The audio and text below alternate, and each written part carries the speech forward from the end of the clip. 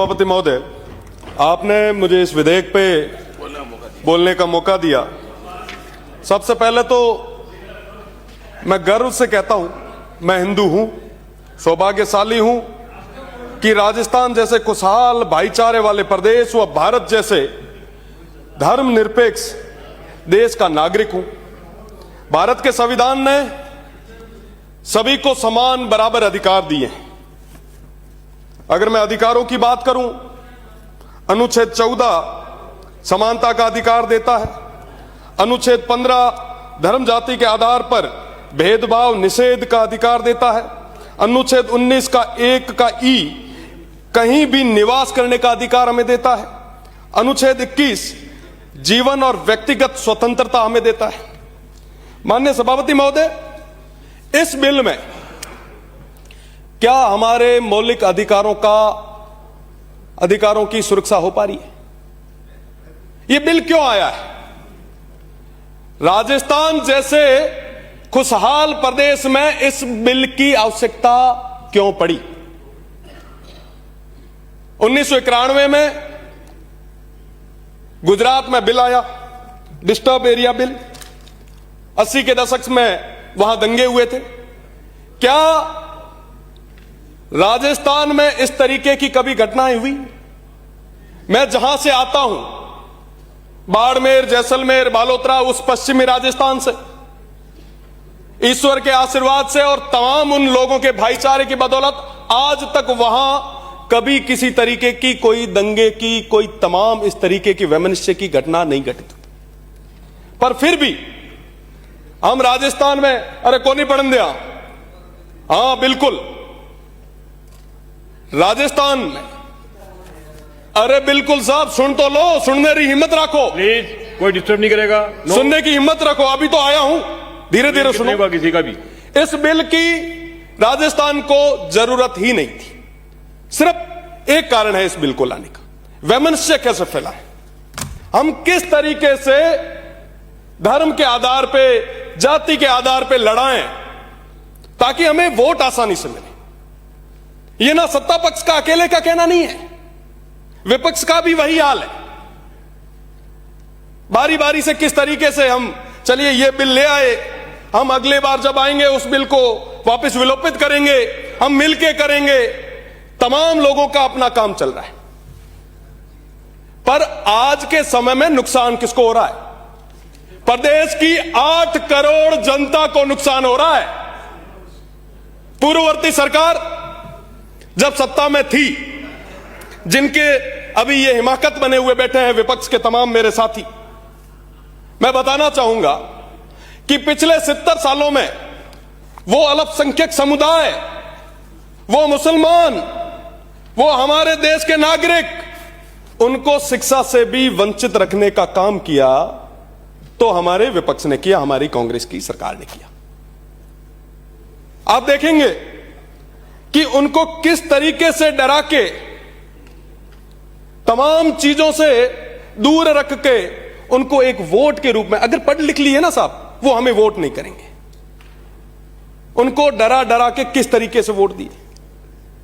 अब क्या हो रहा है साहब? अब जो सत्ता पक्ष है वो कह रहा है कि साहब आप बड़े खतरे में, ओ हो साहब, इससे नुकसान आम व्यक्ति को होगा। आज हम बात कर रहे हैं विकसित राजस्थान बनाने की, 2047 में हम विकसित राजस्थान बनाएंगे। मैं दावे के साथ कह सकता हूं, क्या इस तरीके से आप विकसित राजस्थान बनाएंगे? क्या वैमनस्य के आधार पर वो विकसित राजस्थान की नींव आप रखेंगे? हम किस तरफ जा रहे हैं? आज के समय में महंगाई पे बात होनी चाहिए, बेरोजगारी पे बात होनी चाहिए, शिक्षा के बात होनी चाहिए, चिकित्सा की बात होनी चाहिए। नहीं करेंगे साहब, उनसे वोट थोड़ी ना मिलता है। वोट तो इन तमाम बिलों से मिलता है। लड़े आपस में, सब चाहते हैं लड़े। इस तरीके से इस प्रदेश को बांटना आप बंद करें। मैं किसी की पैरोकारी नहीं करूंगा, पर हकीकत यह जाननी जरूरी है। मैं विधानसभा और लोकसभा दोनों का चुनाव लड़ा, मुझे दोनों ही चुनाव में अल्पसंख्यक समुदाय के वोट नहीं मिले, पर फिर भी मैं उनकी बात करूंगा। यही लोकतंत्र की खूबसूरती, ये जरूरत है इन तमाम विषयों पे बात करने की। हम जिस विकसित राजस्थान के सपने देख रहे हैं, इस तरीके से हम उस तरफ नहीं बढ़ पाएंगे। अगर हमें आगे बढ़ना है तो हमें भाईचारे और प्रेम के साथ आगे बढ़ना होगा। आज के समय में हमारा प्रदेश, हमारा देश सिविल वॉर की कंडीशन में आ गया है। आज के समय में भाई भाई के खून का प्यासा हो चुका है। हम तमाम लोग, चाहे पक्ष में बैठे चाहे विपक्ष में बैठे, हर 5वें साल जाकर इतना जहर डाल के आ जाते हैं कि 5 साल तक वो तमाम निचले तबके के वो लोग वो एक दूसरे की शक्ल देखना पसंद नहीं करते। और हम आराम से जयपुर और दिल्ली में उन तमाम कोठियों में बैठ के, साथ में बैठ के कॉफियां पीते। क्यों साहब उनके साथ ये कुठाराघात कर रहे हैं? आखिर क्या मिलेगा? वो अपने लोग हैं। आज के समय में भाई भाई को लड़ाने की ये राजनीति मुझे लगता है बंद होनी चाहिए। आप डबल इंजन की सरकार है। मेरा निवेदन है आपसे, पाकिस्तान में कई सारे हिंदू विस्थापित परिवार बैठे हैं और आज के समय में एक ही गोत्र के होने के कारण वहां पे शादियां तक नहीं हो पाई। आपकी सरकार है, आप वीजा दें, बुलाएं उन्हें, आने दें उन्हें, पर उनकी बात आप नहीं कर रहे। आप क्या कह रहे हैं कि साहब ये बिल आए, इस बिल से क्या फर्क पड़ेगा बताइए आप? किसके स्वास्थ्य पे फर्क पड़ेगा? जो व्यक्ति जिसको जमीन लेनी है वो 4 रुपए किसी टेबल पे रखेगा, अधिकारी भिड़ते ही साइन करेगा। आपको क्या लगता है आप जो अभी बना रहे हैं उसी तरीके से ही चलेगा? जिस कानून को जिस उद्देश्य के साथ लाए हैं, आपको लगता है कि वो उस तरीके से उसकी पालना हो पाएगी?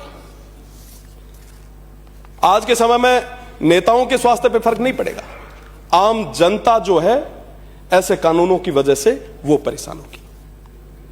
आज ही कहा गया है, बंटेंगे तो आक्रमण झेलेंगे, जुड़ेंगे तो आगे बढ़ेंगे। आज जोड़ने की जरूरत है। आप सरकार में हैं, आप जोड़िए, जोड़ने से आगे बढ़ेंगे। पर हम क्या कर रहे हैं? हिंदू, मुस्लिम, सिख, ईसाई, हम चारों हैं भाई भाई। स्कूल में जब थे ना साहब, तब सुनते थे। राजनीति में आने के बाद की तस्वीरें अलग हो गई। मैं आपकी जानकारी के लिए बता दूं, जो माननीय अभी फरमा रहे थे, आज के समय में जो अल्पसंख्यक के रूप में तमाम जो वो लोग बैठे हैं ना, वो हम में से ही गए हैं, हमारे ही भाई हैं। अगर 4-5 पीढ़ी पहले देखेंगे तो स्थितियां स्पष्ट हो जाएगी। मैं कहना चाहूंगा, भैया हो, चाहे मंगलिया हो, चाहे गज्जू हो, चाहे सावंत हो, चाहे जंज हो, चाहे सहता हो, चाहे सोरा हो, चाहे समा, समेजा, नोहड़ी, आलीसर, हालपोत्रा, जूनेजा, राजड़, ये तमाम लोग हमारे अपने लोग हैं, जिन्होंने आजादी की लड़ाइयां भी हमारे साथ लड़ी है। 65 और 71 के युद्ध भी हमारे साथ लड़े हैं। काल और अकाल में भी उस मजबूती के साथ सीमा पे रहे हैं। आज के समय में आप उनको कमजोर करना चाहते हैं? क्या ये ठीक है? मैं पैरोकारी नहीं कर रहा हूं, मैं स्पष्ट रूप से कहना चाहता हूं कि अगर कोई देश का विरोधी है तो उसके खिलाफ सख्त कार्रवाई होनी चाहिए, पर जो देश का नागरिक है उसके मौलिक अधिकारों की भी सुरक्षा होनी चाहिए। राज आज है, काले जातो रहे हैं, ठाक नहीं पड़े। आज से पहले भी तमाम लोग आए थे, कोई स्थायी रहा क्या? एक समय था जब गांवों में अपनायत हुआ करती थी, प्रेम हुआ करता था, पर आज के समय में कितना जहर राजनीति से, चाहे मैं भी क्यों नहीं, हम सभी ने मिलके किस तरीके से अपनायत को चूर चूर किया है। मैं एक वाकया आपको सुनाना चाहता हूं। मैं जिस गांव में रहता हूं, मेरा गांव जो है दूधोड़ा, उसमें हमारे साथ राजड़ रहते हैं। यूनिवर्सिटी में हुआ करता था उस समय। दादाजी के साथ मैं एक बैठक में गया, हमारे अली खान साहब हुआ करते थे, वो देवलोक हो गए। वहां देखा कि मेरे दादाजी की आंखों में आंसू थे। आप विचार करो कितना प्रेम हुआ करता था। आज ये स्थितियां क्यों बन रही है? क्यों हम तुष्टीकरण और ध्रुवीकरण की राजनीति पे आ गए हैं? देखिए, मुझे तो 25 साल की उम्र में प्रदेश की देवतुल्य जनता, शिव की देवतुल्य जनता ने प्रदेश की सबसे बड़ी पंचायत दिखाई है। राजनीति, मेरा निवेदन है पक्ष के और विपक्ष के तमाम साथियों से कि अपने सिद्धांतों पे करें। उस बॉर्डर को मजबूत करने में तमाम लोगों का पूरा साथ और सहयोग रहा है। आज अगर वाकई आप चाहते हैं कि हम इस देश को विकसित बनाएं, इस प्रदेश को विकसित बनाएं, तो जोड़ने से बनेगा, इस प्रेम और भाईचारे से बनेगा। आप आगे तो आइए, पर आज के समय में हम भाईचारे को खत्म करते जा रहे हैं। ऐसे नहीं चलेगा साहब। ये प्रदेश अपना है, ये राजस्थान अपना है। इस राजस्थान को आगे तक ले जाने की जिम्मेदारी हम सभी की है। 2047 तक कितने लोग रहेंगे मैं ये तो नहीं कह सकता, भगवान आपको लंबी उम्र दे, पर 2047 तक अगर विकसित करना है तो हमको जोड़ के रखना होगा। हिंदू मुस्लिम की ये लड़ाइयां हमें बंद करनी होगी। भाई भाई की तरह हमें साथ में मिलकर आगे बढ़ना होगा।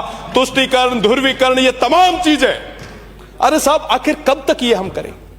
आज गांव में जो आखिरी पंक्ति में खड़ा मुसलमान है, चाहे हिंदू है, वो सब हमारे सामने उम्मीद की किरण के साथ, उम्मीद से एक तरफ देखते हैं कि साहब ये जो माननीय सदस्य आज सदन में बैठे हैं हमारे लिए बात करेंगे, हमें पानी पीने के लिए लाएंगे, शिक्षा और चिकित्सा की बात करेंगे। हम क्या कर रहे हैं सर? ये बिल लाए हैं। अभी जो माननीय सदस्य बोल रहे थे वो एकदम सही बोल रहे थे। अगर नाम भी पढ़ लो तो आप पूरा नाम एक साथ नहीं पढ़ सकते। पक्ष के जितने भी तमाम माननीय सदस्य हैं, मैं निवेदन करना चाहूंगा, अगर एक को भी पूरा नाम बिना देखे आता हो तो उठ के बोलना, मैं मान जाऊंगा। आप क्या बात कर रहे हैं? मेरा निवेदन है, हम आपके अपने हैं, आपके पराये नहीं है, पर इस तरीके की चीजें हम हमारे स्टेट को किस और ले जा रहे हैं? हम ये कुठाराघात किसके साथ कर रहे हैं? हम हमारी आने वाली पीढ़ी को क्या दे रहे हैं? हमें जो विरासत में चीजें, जो भाईचारा, जो प्रेम, जो अपनायत मिली थी, क्या हम हमारी आने वाली पीढ़ी को दे पा रहे हैं? बहुत बड़ा विषय है। मेरा निवेदन है कि इसके बारे में सोचा जाए।